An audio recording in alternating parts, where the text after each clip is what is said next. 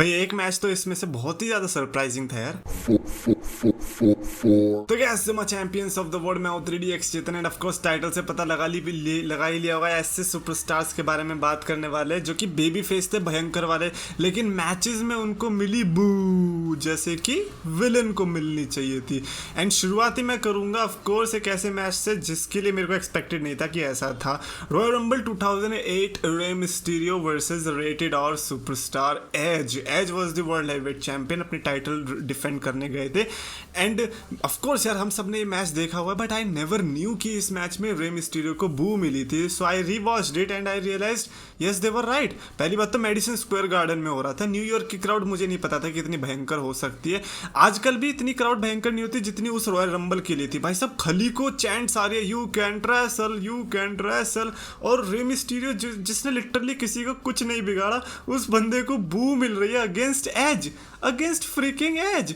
आई think ये पूरी वही वाली ऑडियंस थी जो कि इंटरनेट वाली थी, या उस टाइम पे भी फोरम्स वगैरह होते थे। I am pretty much sure कि ये वही वाली ऑडियंस थी जो उस तरीके से सोच रहे थे कि हाँ एज का कैरेक्टर किस तरह से अच्छा है एज विलन। तो इसीलिए उन्होंने डिसाइड किया कि रे मिस्टीरियो को करते हैं बू, which was very surprising. I think Rey Mysterio को हो सकता है कि काफ़ी मुश्किल भी आई होगी इस वजह से इस मैच के अंदर। बट ओवरऑल भाई इस मैच से तो हमारा क्या जुड़ा है, नॉस्टैल्जिया। तो भाई मेरे को तो लिटरली बू वगैरह ये सब तो याद ही नहीं था इस मैच से, और उस टाइम पे घंटा कोई फर्क पड़ता था यार। बटिस्टा वर्सेस एल्बर्टो डेल रियो का अगला match from elimination chamber 2014। Okay that I clearly remember. In fact वो तो रॉयल रंबल से मिलनी शुरू हो चुकी थी जब भाई पहली बात तो पहले अनाउंस हो गया कि बटिस्टा आने वाले। भाई उसी स्पॉट पर आया जिस पर 2005 में आके रंबल जीती थी, वैसे ही रंबल में भी हुआ। एंड देन एलिमिनेशन चेंबर में बटिस्टा वर्सेस डेल रियो का मैच। पहली बात तो who wants that match first of all.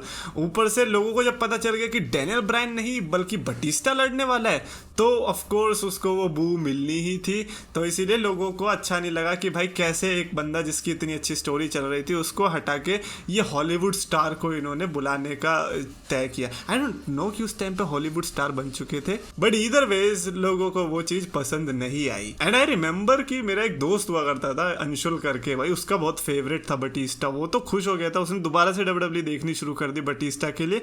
And after some time he said कि यार वो मजा नहीं आ रहा बटिस्टा में जो पहले था।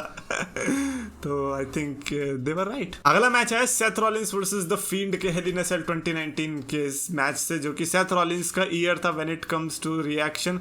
सेथ रॉलिंस को बहुत भयंकर रिएक्शन मिलता था, ब्रॉक लेसनर को मल्टीपल टाइम्स हराया।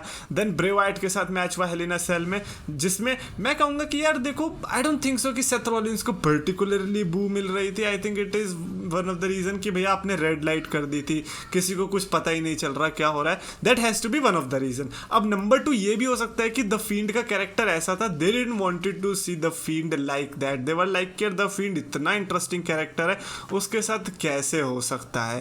तो I think that has to be the reason कि सेथ रॉलिंस को यहाँ पर ऐसा रिएक्शन मिला होगा। और मे बी ये भी हो सकता है कि सेथ रॉलिंस वर्सेस कॉर्बिन के फ्यूड ने ऐसा जादू किया कि ऑडियंस वाज लाइक कि भाई तुम कॉर्बिन के साथ ही लड़ो, अब तुम फील्ड के साथ लड़ते दिखाई मत दे जाना।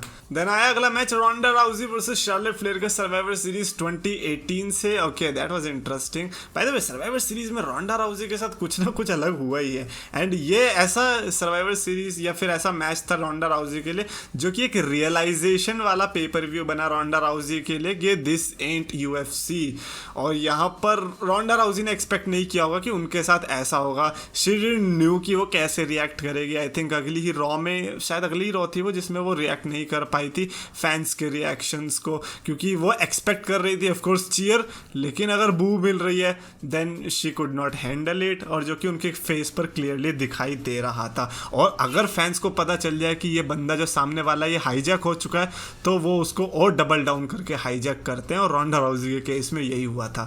एंड फाइनली आया the rock versus Brock Lesnar SummerSlam 2002। इस पर्टिकुलर मैच के लिए तो हमने स्पेशल वीडियो भी बनाई थी, उसमें भी हमने बात करी थी किस तरह से ब्रॉक लेसनर अलग ही फेवरेट बन गए थे, क्योंकि नया सुपरस्टार आया।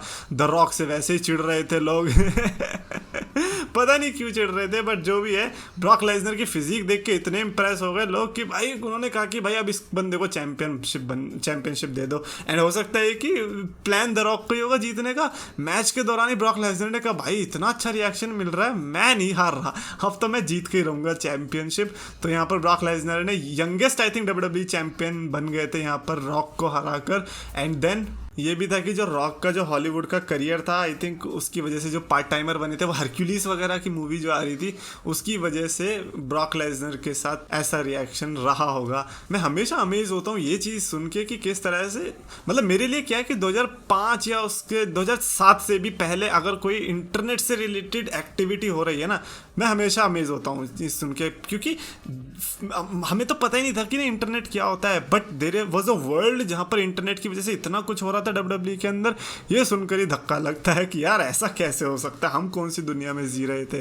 तो हाँ ये है, और हमें लगता है कि आज इंटरनेट मैनिपुलेट कर रहा है, नहीं भाई पहले भी करता ही था चीज़ें। Anyways that's it for this video. Definitely article का लिंक डिस्क्रिप्शन में रहेगा अगर आपको बाकी के 5 और सुपरस्टार्स के बारे में ऐसे जानना है तो, और साथ ही साथ अपना फेवरेट मोमेंट या फिर फेवरेट सुपरस्टार बताना जो कि आपको लगता है कि अच्छा बेबी फेस था लेकिन फिर भी उसको सरप्राइजिंगली मिल गई बू। आई थिंक एक जॉन सीना वर्सेस एज वाला मैच भी रहेगा ना, जिसमें एज के होम टाउन में हो रहा था और जॉन सीना को मिल गई थी बू। बट अगेन जॉन सीना के लिए तो उस टाइम पे वो बनी चुका था ना, एक इमेज बन चुकी थी कि जॉन सीना को बू करना ही करना है, ECW में गया वहाँ पर भी करना है। तो चलो ठीक है, जॉन सीना का फिर भी समझ में आता है कि उनको हेट थी उसके अगेंस्ट। एनीवेज कमेंट्स में लिखकर बताना, और आपको वीडियो पसंद है तो प्लीज लाइक करो, शेयर करो, चैनल को सब्सक्राइब करो।